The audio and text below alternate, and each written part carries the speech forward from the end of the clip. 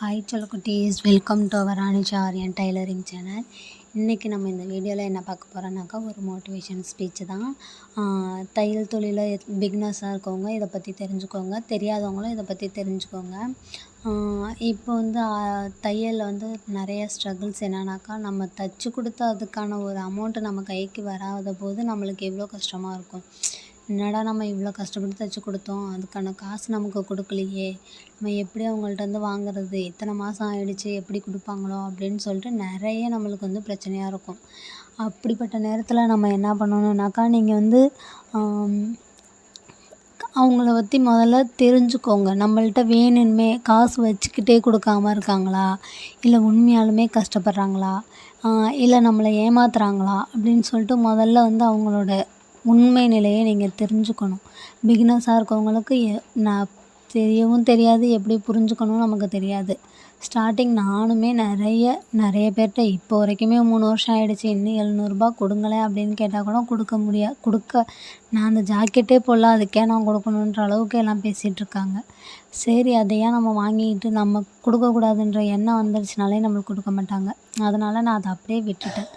அதுக்கப்புறம் அவங்க வந்து கொடுத்தாலும் நான் என்ன பண்ணுவேன்னாக்கா, வாங்கி வச்சுட்டு நீ நின்று தைச்சி காசு கையில் கொடுத்துட்டு நீ வாங்கிட்டு போய்டுன்னு நான் சொல்லிவிடுவேன்.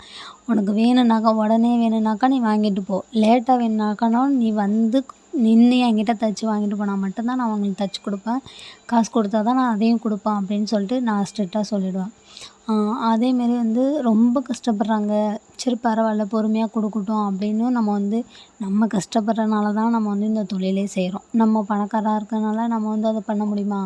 நம்ம கஷ்டப்படுறோம். அதனால் நம்ம என்ன பண்ணணுன்னாக்கா, நானே கஷ்டப்படுறேன், நீங்கள் கொடுத்துட்டு வாங்கிக்கோங்க, இல்லைனா நீங்கள் பணம் வரும்போது வந்து வாங்கிக்கோங்கன்னு சொல்லிவிடுங்க. ரொம்ப ஏதோ விழா இருக்குது அதனால் அப்புறம் அந்தமாரி டைமில் நீங்கள் பணத்தை மட்டும் வாங்காமல் கொடுக்காதீங்க. அந்த விழா முடிஞ்சோடனே என்ன பண்ணிடுவாங்க, அதை மறந்துடுவாங்க, பணமும் நம்ம கையில் வராது. இப்போ அர்ஜெண்ட்டாக வேணும்னாலும் நீங்கள் வந்து அதை உடனே காசை வாங்கிட்டு மட்டும் கொடுங்க. நமக்கு தெரிஞ்சவங்களாக இருந்தாலும் அதே தான், தூரமாக இருந்து வரவங்களாலும் அதே தான். நிறையா கொடுக்கும்போது ஒரு 400 500 இப்போ 1000 கொடுத்துட்டு ஒரு 500 கொடுத்துட்டு மீதி நான் 500 தரமான்னு சொன்னால் சரி ஓகே, அவங்க காசு நம்மள்ட்ட வந்திருக்கு, மீதி கண்டிப்பாக கொடுத்துருவாங்கன்ற ஒரு நம்பிக்கையோடு கொடுத்து விடுங்க. திருப்பி வந்து அவங்க கொடுக்கலன்னா ஒரு 2 நாள் 3 நாளே நம்ம கேட்டு வாங்கிக்கலாம், அவங்க கொடுத்துருவாங்க அப்படின்ற மாதிரி.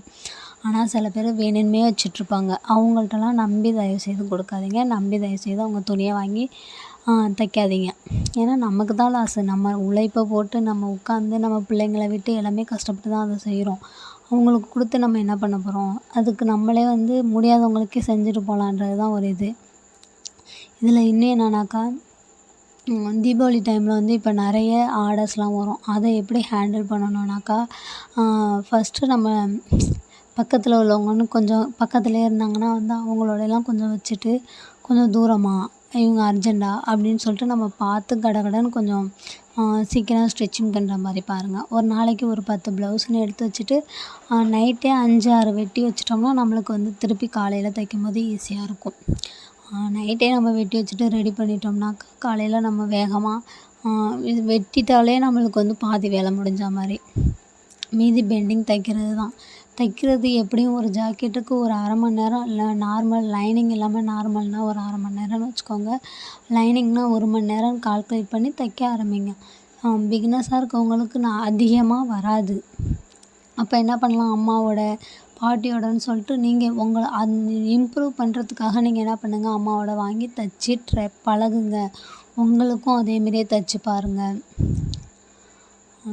எந்த அளவுக்கு முடியுதோ அந்த அளவுக்கு மட்டும் பண்ணுங்கள். ரொம்ப விழுந்தெல்லாம் பண்ணணுன்ற அவசியம் இல்லை. தேங்க்ஸ் ஃபார் வாட்சிங். வீடியோ பிடிச்சிருந்தா லைக் பண்ணுங்கள், கமெண்ட் பண்ணுங்கள், சப்ஸ்கிரைப் பண்ணுங்கள்.